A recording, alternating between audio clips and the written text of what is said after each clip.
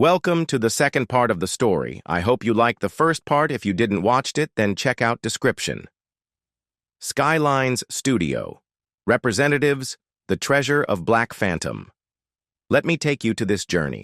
Black Phantom का खोया हुआ खजाना रहस्य, एक्शन और धोखे का एक रोमांचक मिश्रण। जासूस नील एक तेज दिमाग वाला निडर जांचकर्ता ब्लैक फैंटम के खोए हुए खजाने की तलाश में है, जो शैतान के रसातल में छिपा हुआ एक शापित खजाना है, एक भूला हुआ द्वीप जो घातक जाल से भरा हुआ है। लेकिन वह अकेला नहीं है। कैप्टन रावोक एक क्रूर आधुनिक समुद्री डाकू जो खुद को ब्लैक फैंटम का असली वारिस मानता है, खजाने का दावा करने के लिए कुछ भी करेगा। जैसे जैसे नील समय के खिलाफ दौड़ता है, विश्वासघात, प्राचीन पहेलियों और एक क्रूर अंतिम टकराव का सामना करता है, उसे ब्लैक फैंटम के अभिशाप से बचने से पहले समुद्री डाकुओं से लड़ना होगा। एक गहरी चेतावनी नील एक सदियों पुराने नक्शे को समझता है, जो ब्लैक फैंटम के खजाने के छिपे हुए स्थान को प्रकट करता है। हालांकि एक बूढ़ा नाविक उसे चेतावनी देता है, खजाना शापित है, जो लोग इसे खोजते हैं वे कभी वापस नहीं आते। नील बिना रुके द्वीप की ओर चल पड़ता है। इस बीच कैप्टन रावोक उसी नक्शे को पकड़ लेता है और अपने क्रूर दल को इकट्ठा करता है।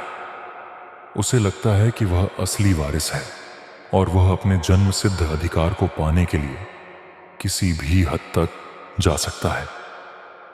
डेविल्स एबिस में आगमन नील द्वीप पर पहुंचता है, लेकिन उसे एहसास होता है कि रावोक के आदमी पहले से ही वहां मौजूद हैं।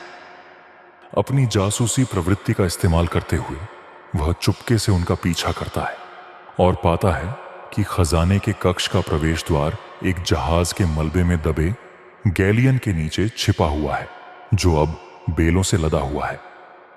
अंदर प्राचीन जाल इंतजार कर रहे हैं, ढहते हुए फर्श, झूलते हुए ब्लेड और दीवारें जो गलत कदम उठाए जाने पर हिलती हैं। नील कुशलता से उनसे बचता है, लेकिन जल्द ही उसे एहसास होता है कि उसे देखा जा रहा है। दिमागी खेल शुरू होते हैं।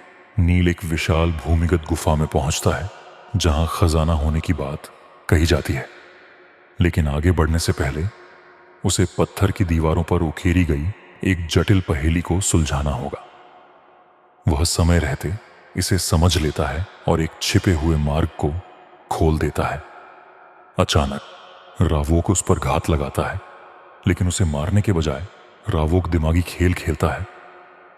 रावोक, तुम चतुर हो जासू, लेकिन क्या तुम सच में सोचते हो कि यह खजाना किसी संग्रहालय में होना चाहिए?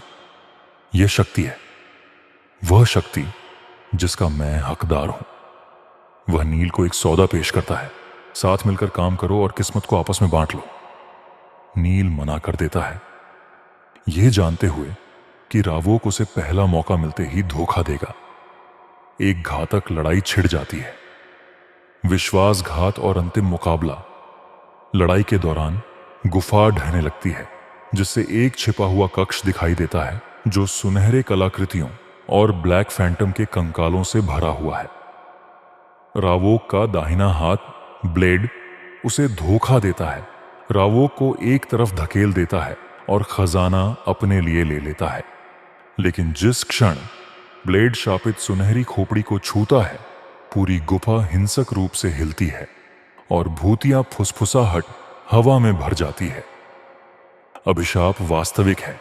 नील और रावोक भागने के लिए एक अप्रत्याशित गठबंधन में मजबूर हो जाते हैं। कंधे से कंधा मिलाकर लड़ते हुए वे ब्लेड के आदमियों को मार गिराते हैं, लेकिन रावोक आखिरी सेकंड में नील को धोखा देता है, उसे एक किनारे से धक्का देकर गिरा देता है। नील मुश्किल से किनारे पर पहुंचता है, खुद को ऊपर खींचता है, जबकि रावोक हंसता है, यह सोचकर कि वह जीत गया है। लेकिन नील एक जाल बिछाता है, जिससे खजाने का कक्ष तेजी से भर जाता है।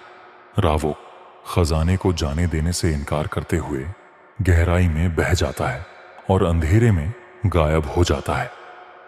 एक संकीर्ण पलायन और किंवदंती जीवित रहती है।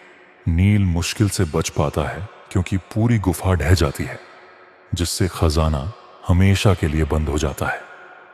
जैसे ही वह डेविल्स एबिस से दूर जाता है, ब्लैक फैंटम के अभिशाप की किंवदंती बरकरार रहती है, लेकिन दूरी में उग्र समुद्र में पानी से एक छायादार आकृति उभरती है। कैप्टन रावोक अभी भी जीवित है और वह बदला लेना चाहता है। जारी रहेगा, जारी